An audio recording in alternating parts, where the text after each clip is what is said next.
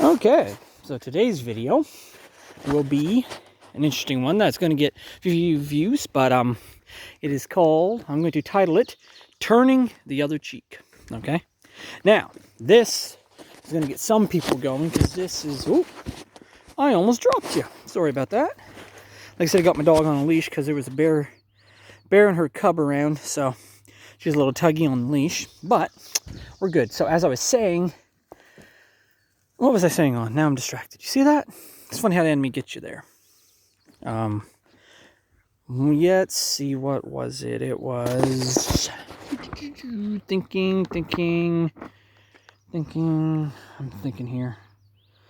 Bear with me for a minute, my friends. Oh, yes. It is turning the other cheek, right? Seeing how to get my mind back on track because I get distracted. So, turning the other cheek. Now, people will say, oh, God says turn the other cheek. So that means if somebody strikes you, you turn and offer them the other cheek. Now, I've heard this preached in churches. I've heard pastors talk about this. And it's, oh, if they slap you, you're supposed to turn the other cheek, brother, and just let them hit you. That doesn't mean physical abuse, okay, or being physically attacked. Back then, a slap to the cheek in that culture, okay, a slap to the cheek is an insult, okay? That's what it was. It's do not exchange insults with somebody that, insults you, which is a slap to your cheek. It doesn't mean let somebody slap you and kick the crap out of you, okay? It doesn't mean that. Also in Scripture, it says, numerous passages, you can look this up, but God talks about protecting yourself, defending your life, which you can do. I made a video about this. I may make a video again about it, slightly different, going into more detail, but I did make one on my channel about that, so you can check that out. But this is, chick means not taking abuse. Doesn't mean you stand aside and let somebody hurt your family, okay? Also in Scripture, a lot of people gloss over it when they talk about this, but Jesus says, if you need to, sell your clothes and your belongings and buy yourself a sword, if you don't have one, so that you can be prepared. Now, is God telling us to go out and take a sword and start chopping everybody down left and right? No.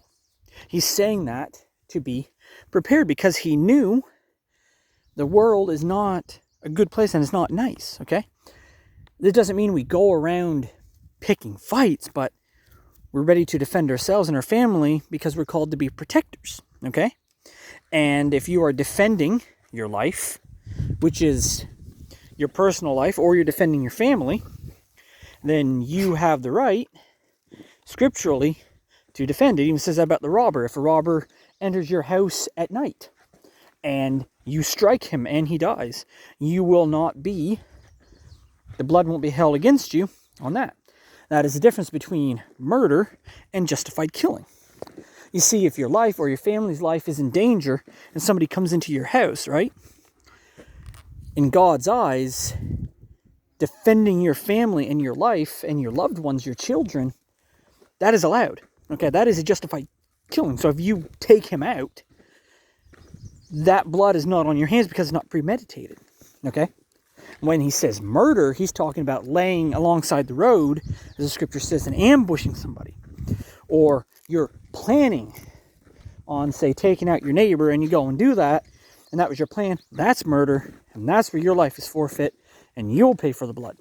But defending your life and your family, that is okay. Scripturally, that is, just be aware that they are made in the image of God, and they are the child of God. They're not born again, but still they're made in his image, so be aware of that. But if there is a threat to you from somebody, and we as Christians, we defend ourselves as men. I've talked a bit about this with God and prayed, and I've let it be known to God, because I've read Scripture and I've studied this, and I've said to God, if somebody threatens me, basically comes for me, tries to take my life or harm my family, and I've said this to God, I will take that person out. I will not hesitate. And I won't. I will not hesitate. I can guarantee you one thing, if you attack my family, you will not be breathing. Now, whether I go to jail, whatever, I will pay whatever price it takes to do that. All right? And if that's the way it goes, that's the way it goes. Okay? So, in case you're wondering, we're going to go this way. Slight change up in direction. Just because on taker. So, you may ask, why? Well, as men, we are protectors. We are called to be protectors. So, we protect. And turning the other cheek isn't letting somebody walk all over you. It is defending your life. It is taking care of yourself. It is caring for your family. And you have to do that. All right? And turning the other cheek is just don't exchange insults, meaning don't get into an argument with somebody because you can't be reasoned with them and they're just going to argue. So, as I was saying, with turning the other cheek, that is all that, but you are allowed to take a lot of it is a threat to you. Somebody, like somebody comes for your family, you are allowed to defend yourself. And that's what this basically is, and to put more on that. Now, people will preach about it. Preachers will. And Christians.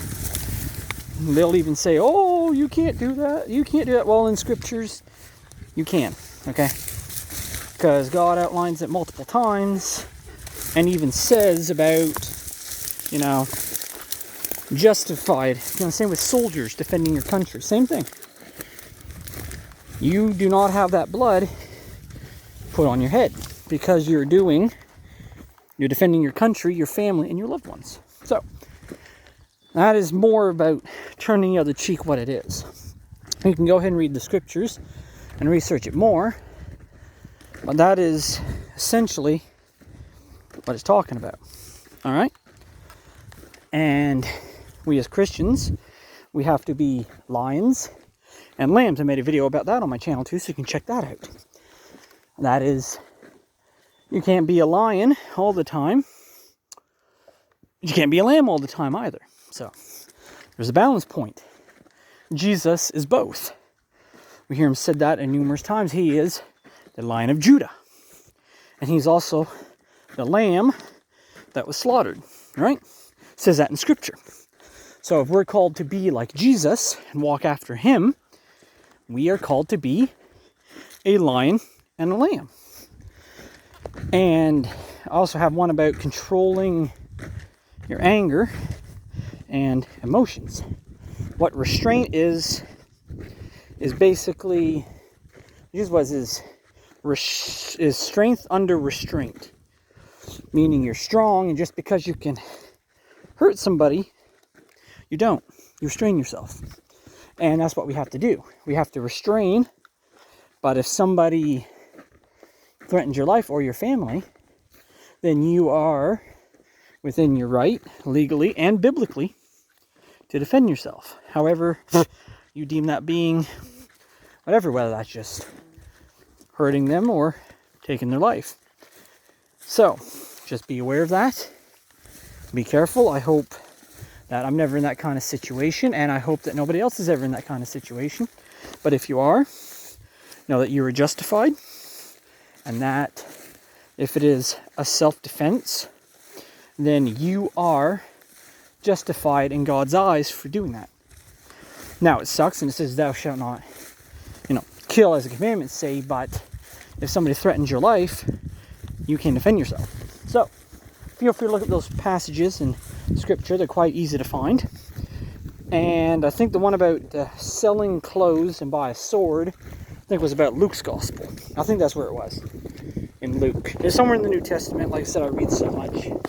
But, anyways, that is on turning the other cheek and sort of a rundown on what it means. Okay, in that culture it was don't trade insults, not actually get punched in the head and turn the other cheek. Okay, somebody attacks you, defend yourself if you have to, and when you defend yourself, use the appropriate response to the threat that the threat is generated. Okay, this has been a Voice in the Wilderness soldier, bond servant of Christ, signing off. Whenever you see this, have a blessed day or night. Stay safe in these dark and crazy times, and I will see you in the next one.